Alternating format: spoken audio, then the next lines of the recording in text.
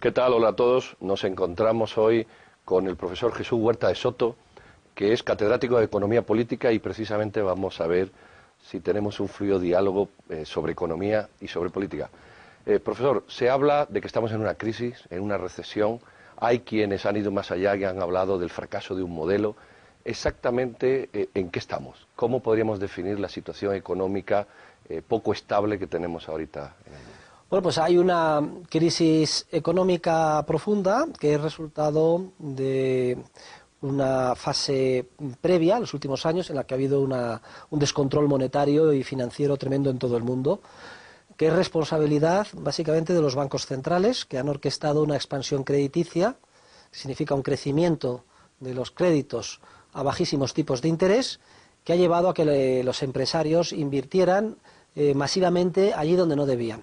Y ahora pues se está descubriendo por el mercado esos errores de inversión y esto ha afectado en un primer momento al sistema financiero.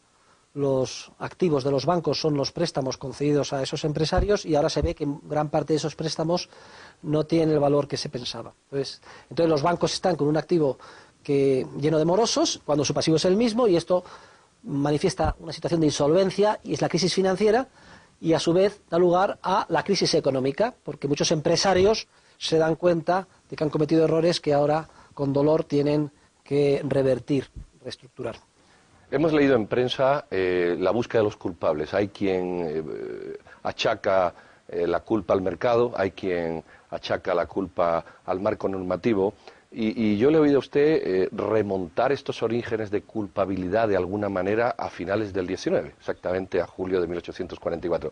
¿Cómo nos podría usted enlazar rápidamente todo este siglo y medio de culpabilidad desde aquel momento? Bueno, vamos a ver, las crisis financieras y las crisis económicas vienen asolando a las economías del mundo occidental desde que existe un sistema de banca con reserva fraccionaria. Y esto es un accidente histórico, tiene su origen en la ley de Peel de 1844 que usted ha mencionado, que sirvió como modelo a todas las leyes bancarias del resto del mundo occidental, porque Inglaterra era el país líder en la revolución industrial. La ley de Peel se exigió un coeficiente de caja, un encaje del 100% para la emisión de papel moneda, pero se olvidó exigir lo mismo para la emisión de depósitos. Entonces fracasó en sus objetivos estabilizadores porque los banqueros privados siguieron expandiendo el crédito con cargo simplemente a la emisión de depósitos, asientos contables, préstamo a depósito. Con lo cual no se evitaron los ciclos recurrentes de auge, expansión, burbuja y luego crisis financiera y recesión. Y cada vez que venía una recesión tenía que venir el Banco Central en ayuda de los banqueros privados, suspendiendo temporalmente la ley de Peel y dándoles préstamos en forma de libras, en papel moneda, lo que exigió pues introducir las leyes de curso forzoso y supuso la introducción del sistema fiduciario, es decir, de papel moneda que conocemos hasta hoy.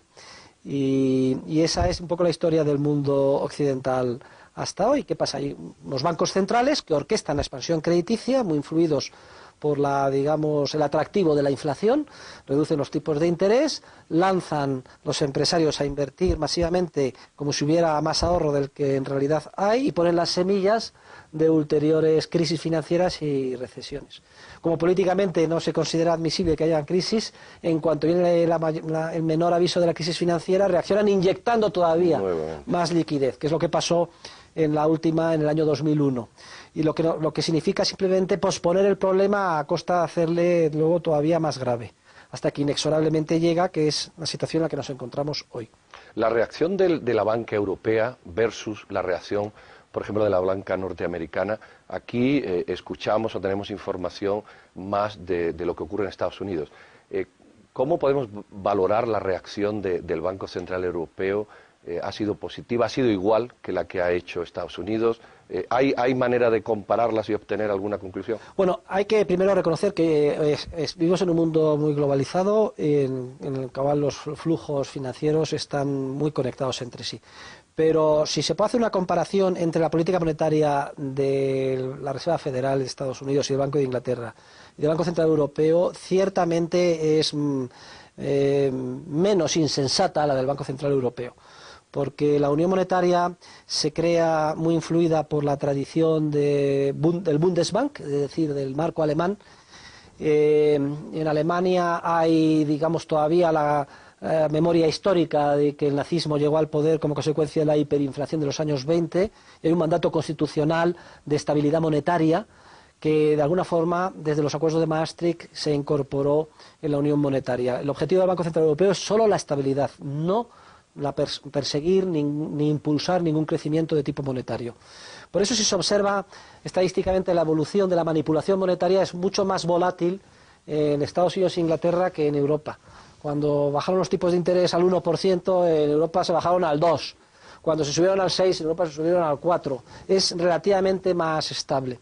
Y luego Europa sigue como norma monetaria, sobre todo la masa monetaria, la M3, que hay un objetivo de crecimiento del 4,5%, que a mí me sigue pareciendo muy alto, mientras que en Estados Unidos pues se fijan también la evolución de la inflación, etcétera. Son pequeñas diferencias de grado, tampoco es que sean para tirar cohetes, pero relativamente significativas. El mismo impacto de la crisis en Europa que el que estamos viendo en el resto del mundo, evidentemente. Hombre, lo que pasa es que Estados Unidos ha piramidado la expansión crediticia en todo el mundo, y Europa, la verdad es que con los criterios de convergencia de Maastricht saneó bastante las diferentes economías y los desequilibrios son menores, quitando algunos países periféricos como Irlanda, España, que interpretaron el euro y los bajos tipos de interés, digamos, en términos de mayores facilidades crediticias para financiar, sobre todo, alocados proyectos en el ámbito inmobiliario, que son los países más afectados, estos países periféricos.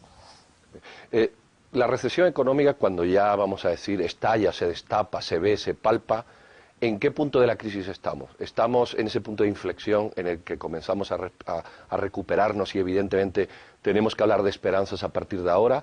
¿O estamos en un punto de caída en el que tenemos que visualizar un abismo más profundo?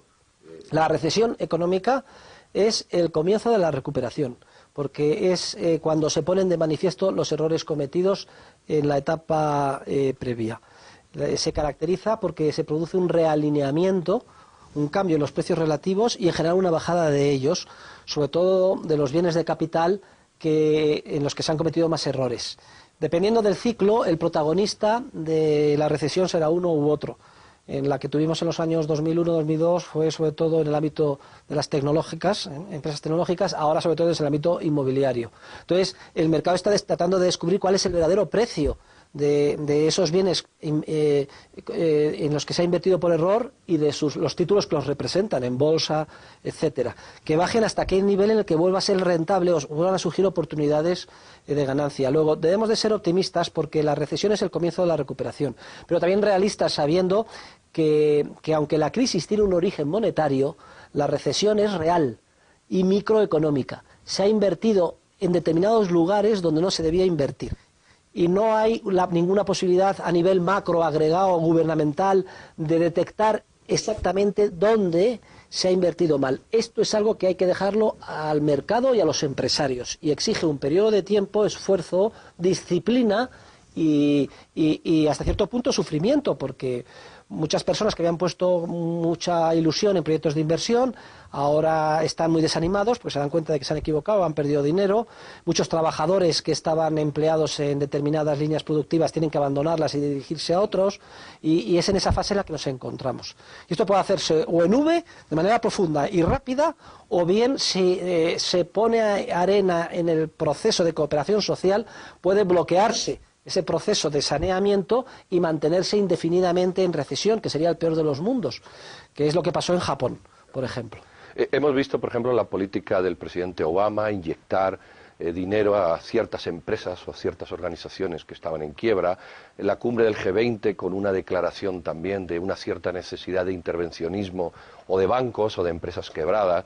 Y estamos viendo cómo usted nos apunta hacia la posibilidad de descubrir o dejar que el sistema se estabilice, ¿verdad?, y que esto fluya de nuevo. Este tipo de medidas de gobierno, de medidas políticas o de economía o de política económica que quieren implementar ciertos estados, dilatan, solucionan o todavía complican más el problema que usted nos apuntaba de la crisis. Bueno, yo no sería tan, no daría tanta importancia a los grandilocuentes planes de salvación, ni siquiera a los de Obama, porque al fin y al cabo, por ejemplo, apoyar a unas empresas automovilísticas, Chrysler, en realidad da lo mismo que las declaren en suspensión de pagos o en bancarrota que no, porque al fin y al cabo lo que está haciendo es reestructurando, es decir, están negociando despedir a la gente, reducir las obligaciones con los bondholders, etcétera. O sea que es un poco secundario. Al final está el mercado, está funcionando, que es de lo que se trata. Y a los bancos, pues lo que están haciendo es con alfileres evitar que se desmoronen los bancos de depósito.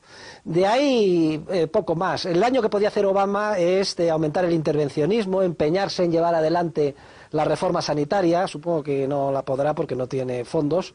Y todo esto me parece que es pura retórica. La economía americana es una economía muy ágil, que yo creo que se recupera rápidamente. El peligro está en lo que se hizo en Japón, es decir, que se continuara con el proceso de expansión crediticia, se bloqueara completamente la reestructuración, dando instrucción a los bancos privados para que renovaran los créditos de las empresas que tienen que reestructurarse, haciendo un rollover de créditos. Te doy un crédito nuevo para que devuelvas el antiguo, así sucesivamente. Y esto en Japón ha evitado durante años que la economía se reajuste. Pero es que, claro, culturalmente Japón es un país muy reacio a los cambios. No, culturalmente eso de despedir a la gente no sienta bien. No sienta bien. Y entonces, claro, se ha mantenido un encefalograma plano durante un periodo de tiempo muy prolongado. Hemos visto algunos articulistas e incluso algunos premios Nobel o Nobel de Economía como se han cebado con la teoría del libre mercado, el fracaso, el libre mercado ha fracasado, el mercado por sí mismo, estas fuerzas invisibles no pueden resolver las cosas. A mí me gustaría saber su opinión, pero también agregando algo más. ¿Puede el libre mercado generar burbujas que por falta de información generen este tipo de crisis, o las burbujas siempre son generadas por procedimientos externos? Vamos a ver. Las burbujas se generan como consecuencia de este error de diseño institucional consistente en el sistema bancario que tenemos. Un sistema de banca con reserva fraccionaria orquestada por un banco central, que permite crear de la nada dinero a un volumen creciente muy grande e inyectarlo en forma de préstamos. En una economía pura de mercado, el dinero sería privado. El tipo de interés lo fijarían los mercados. Y no cabría, digamos, estos procesos en los cuales los empresarios invierten de manera generalizada allí donde no deben, porque están financiados de manera artificial con dinero de nueva creación. No cabría este tipo de burbujas. En una economía pura de mercado, con un sistema de banca con coeficiente de caja del 100% y patrón oro y sin bancos centrales, no habría recesiones ni depresiones económicas, salvo resultado de algún cataclismo natural, pero eso es muy difícil, que afecte a todo el mundo simultáneamente, o algún conflicto bélico. Serían cosas muy puntuales. Luego, no cabe concebir tal cosa.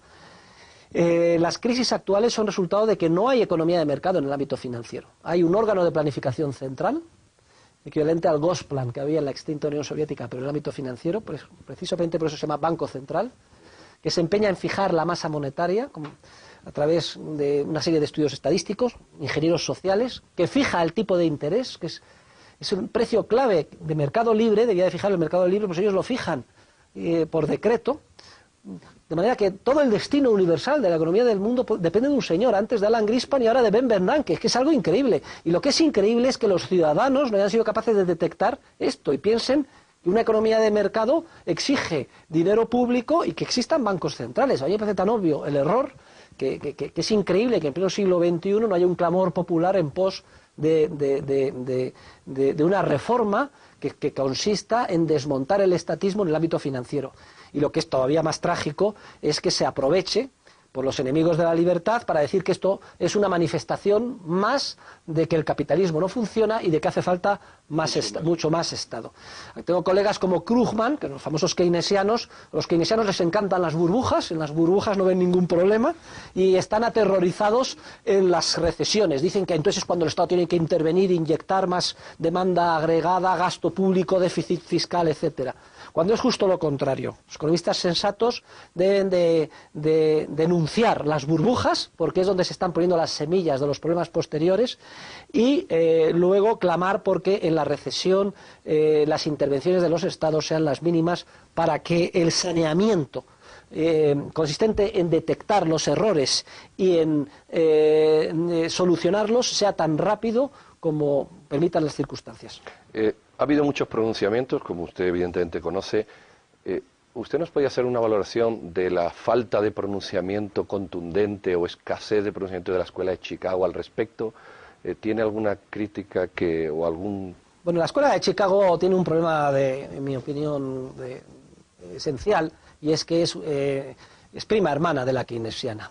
Desde el punto de vista de la escuela austriaca son prácticamente lo mismo, porque sigue el mismo enfoque macroeconómico y agregado de los problemas. Entonces la Escuela de Chicago además carece de teoría del capital, es decir, no entiende la conexión que hay entre el proceso de expansión crediticia y el proceso de mala inversión generalizada que la misma produce. Para los teóricos de Chicago, las recesiones pues son resultado de misteriosos shocks externos, como diría Kydland o Prescott, o que los agentes económicos no son capaces de distinguir si los cambios en los precios tienen un origen puramente nominal o son modificaciones en los precios relativos, y al final pues la prescripción de Chicago siempre que hay los primeros síntomas de recesión es la misma: inyectar más dinero.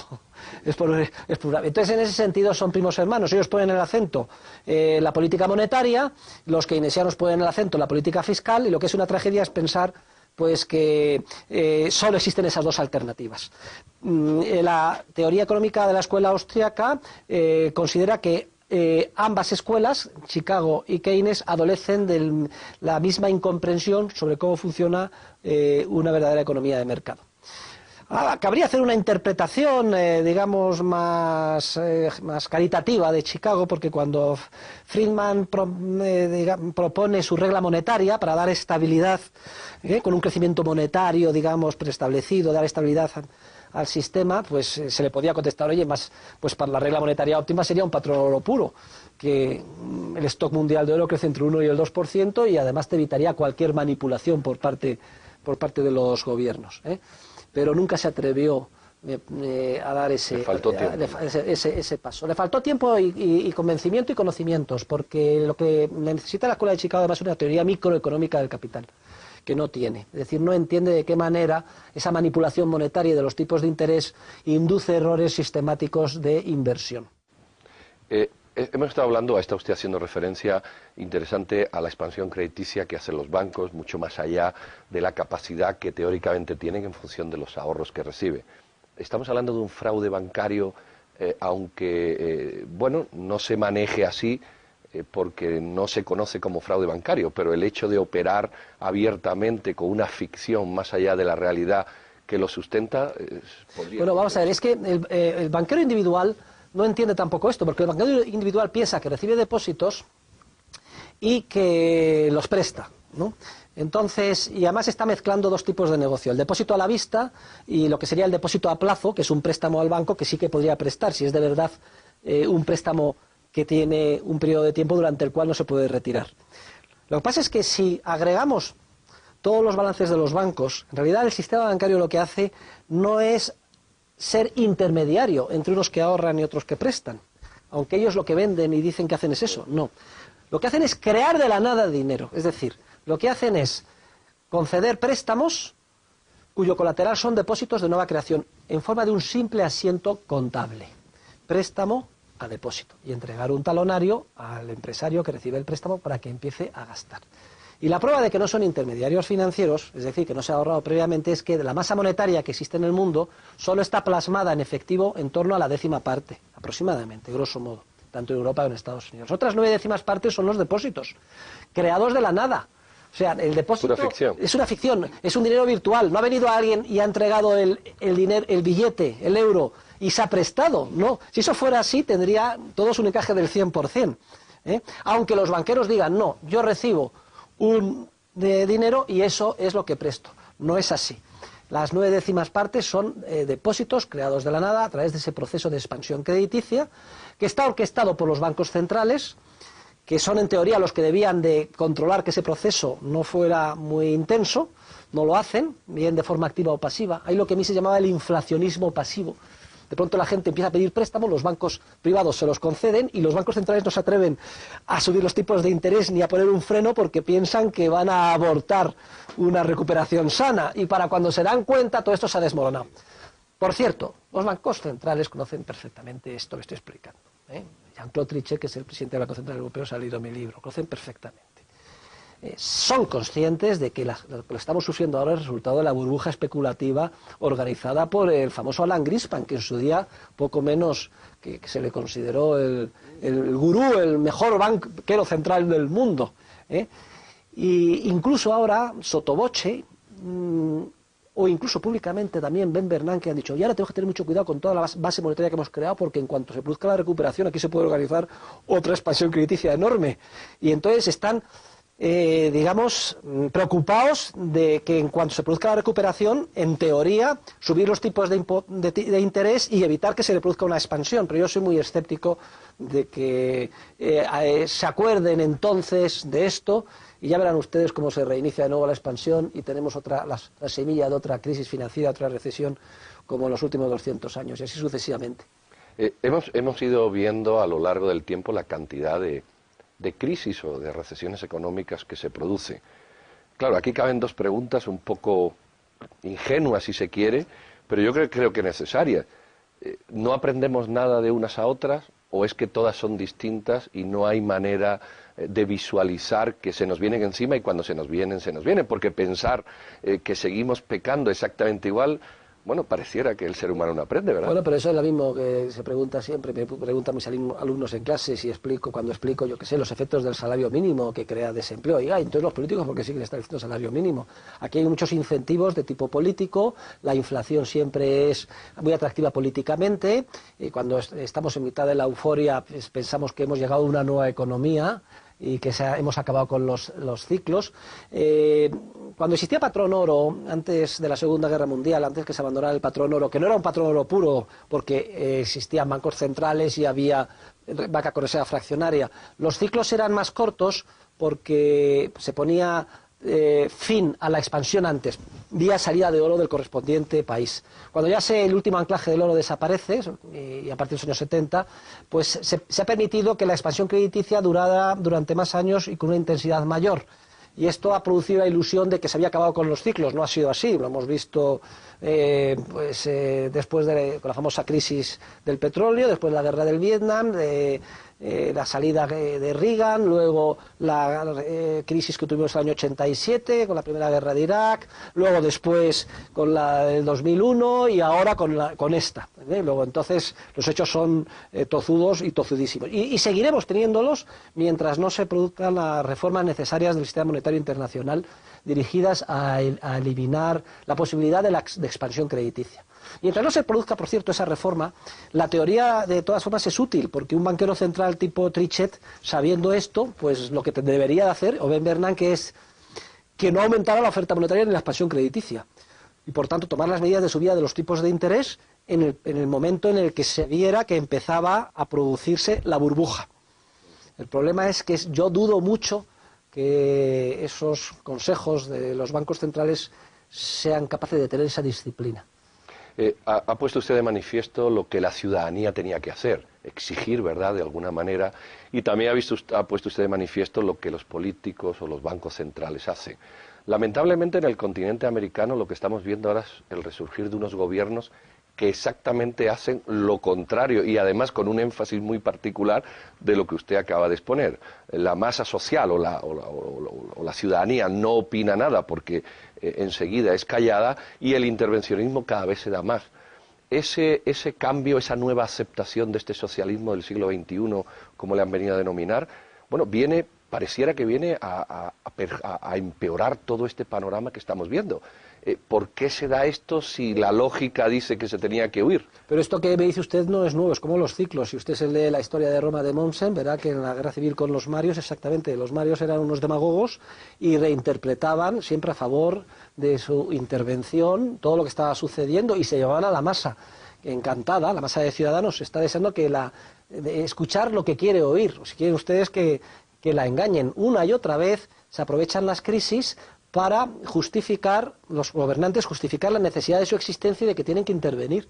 O, por ejemplo, ahora la histeria con la famosa pandemia, etcétera. Entonces, no nos debe de sorprender que actúen de esta manera. Lo que es sorprendente es la falta de criterio de los ciudadanos.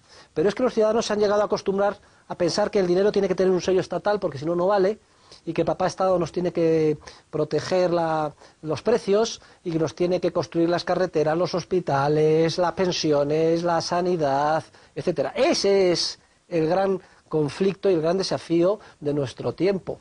Lo que usted me pregunta es simplemente la manifestación o la aplicación al ámbito concreto monetario, que ahora es de gran actualidad porque estamos en una crisis financiera. Pero los políticos la aprovechan para decir, esto es culpa del capitalismo y menos mal que estamos nosotros. Y además están deseando hacerse una foto y hacer una... Bueno, y está el G20, ¿no? El G20, una cumbre, y aquí estamos nosotros para tomar estas medidas, y enseguida van a tener efecto. La verdad es que el mercado es muy eficiente detectando y saneando. Y entre que las medidas se ponen en funcionamiento o no, ya hemos salido de la crisis. Lo que va a pasar es que en cuanto empecemos a salir de la crisis, los políticos van a apuntarse el tanto. Es decir, ya han tenido efecto las medidas que hemos tomado y por eso hemos salido de la crisis. Es misión de los académicos, de los estudiosos, de los teóricos y de las universidades estudiar, tratar de encontrar la verdad científica y enseñarla y promoverla. Pero la lucha esta nunca se terminará, porque son muchas los intereses creados en todos los ámbitos por mantener el error. Yo lo que veo que estamos hablando de la masa orteguiana del 19, o de principios del 20, ¿verdad? Pero en el 21. Sí. El punto es, ¿no será que tenemos que prestarle un énfasis especial a la educación, pero no a la educación estatal? Porque así nos educan en esa forma de acostumbrarnos a que el Estado lo haga todo. Yo creo que usted lo ha perfilado, pero me gustaría hacerlo porque usted es profesor de universidad y que nos lo dijera. La universidad como lugar de aprendizaje, pero no siguiendo un programa estatal. No vamos a decir la universidad privada, la universidad elegida libremente por el individuo que quiera aprender. ¿Sería una solución a esta forma? A mí se me ocurren varios comentarios a lo que usted dice. Desde luego está claro, los estados quieren controlar la educación por razones obvias, porque es una manera de garantizar esa manipulación del lavado de cerebro generación tras generación. Eso por un lado. Por otro lado, en Europa existe un sistema universitario público tradicional, con dos modelos, modelo alemán, el modelo francés, que es el que tenemos en España, en donde los profesores, los catedráticos, somos funcionarios del Estado. Yo soy uno de ellos, funcionario del Estado. Ganamos por concurso oposición la plaza de por vida, ya no la puede quitar nadie. En su momento, los profesores más de izquierdas lograron incluir en la Constitución el principio de libertad de cátedra para que poder enseñar lo que quisiesen, y ahora se da la paradoja pues que algunos infiltrados como yo pues nos aprovechamos del sistema y enseñamos justo lo contrario dentro de la universidad pública. Lo digo porque la vida está llena de paradojas, en un sentido. Las universidades privadas en Europa adolecen de un problema. Primero, no pueden competir con las públicas porque las matrículas son gratis prácticamente. Y segundo, están muy orientadas a la formación profesional. Cuando una universidad, como bien dicen los principios de Francisco Marroquín, debe dedicarse única y exclusivamente a la investigación y a la teoría. Pero claro, la investigación y la teoría no da lugar a una rentabilidad, una utilidad inmediata que se pueda. Es algo que se tiene que hacer un poco por amor al arte o por vocación. Entonces, en esa tesitura nos encontramos. En Europa, dentro de universidades públicas, hay un número creciente de profesores críticos que están minando el sistema desde dentro, o sea, somos los virus que estamos minando el sistema, que es un bueno. Y en América, pues hay más libertad. En Estados Unidos, lo que pasa es que las grandes universidades privadas reciben múltiples subvenciones públicas y son víctimas de lo políticamente correcto. Además, los norteamericanos son víctimas también solo de lo que se puede medir, de tocar, del positivismo, de las estadísticas, ¿no? De lo práctico. Y su memoria histórica es muy, muy corta, no les gusta tampoco pensar y filosofar mucho. Pero bueno, hay universidades como la Francisco Marroquín que yo creo que están haciendo una labor muy encomiable en la buena dirección. Yo creo que para terminar podemos hacer una pregunta que a mí me ha llamado la atención en la plática que le he oído y que se ha desarrollado muy poco en todos estos comentarios de la crisis. Es ¿dónde quedan todo esto los valores, la ética y los principios? Vamos a ver, el ser humano tiene una naturaleza y el principio de cooperación social, el proceso de cooperación social que hace avanzar la civilización exige que adoptemos una serie de comportamientos pautados en base a principios de tipo ético y de tipo moral. Y el problema es que la intervención del Estado, la expansión crediticia, las burbujas, tienden a minar estos principios. Parece que es posible enriquecerse muy rápidamente sin el esfuerzo y la disciplina que exige el trabajo bien hecho día a día. Además, los gobiernos se empeñan en mantener a los ciudadanos infantilizados, es decir, como si fueran siempre niños, dependiendo, de manera que siempre dependan de ellos. Me votas, pero yo me voy a ocupar de ti desde que naces hasta que mueres. No tienes que asumir ninguna responsabilidad. Y entonces esa infantilización es también muy atractiva, porque la gente lo que quiere es seguridad, quiere certidumbre y quiere una vida fácil. Luego son múltiples las tentaciones que nos llevan a caer en el error y a violar los principios. En cambio, un ser humano maduro es un ser humano pues que asume su libertad con responsabilidad, que sabe que tiene que cumplir unos comportamientos pautados, con esfuerzo y con disciplina, que no cabe ganar nada sin ese trabajo bien hecho y sin servir a los demás, proporcionándoles bienes y servicios cada vez más baratos y de más calidad. Y claro, esa es la lucha y esa es la crisis de nuestro tiempo. El Estado, que promete todo, nos infantiliza, nos quiere controlarnos la educación y nos quiere ofertar una vida fácil, y frente a la vida pues bonita, pero a su vez que es un desafío y rigurosa. Claro, si usted hace un referéndum, una encuesta democrática y pregunta a las masas, ¿qué preferís? Una vida fácil, sin problemas, donde yo me ocupo del futuro, no vais a tener incertidumbres y además podéis ganar rápidamente las cosas sin esfuerzo. Una vida basada en el esfuerzo, en los principios, en la disciplina y en la responsabilidad individual. Pues muy lamentablemente me temo que el resultado de la votación democrática será a favor de los primeros. Muy bien, pues con este cierre de oro, reclamando libertad con responsabilidad, cerramos la entrevista al profesor y maestro Huerta de Soto. Ha sido un placer, profesor. Muchas gracias a ustedes.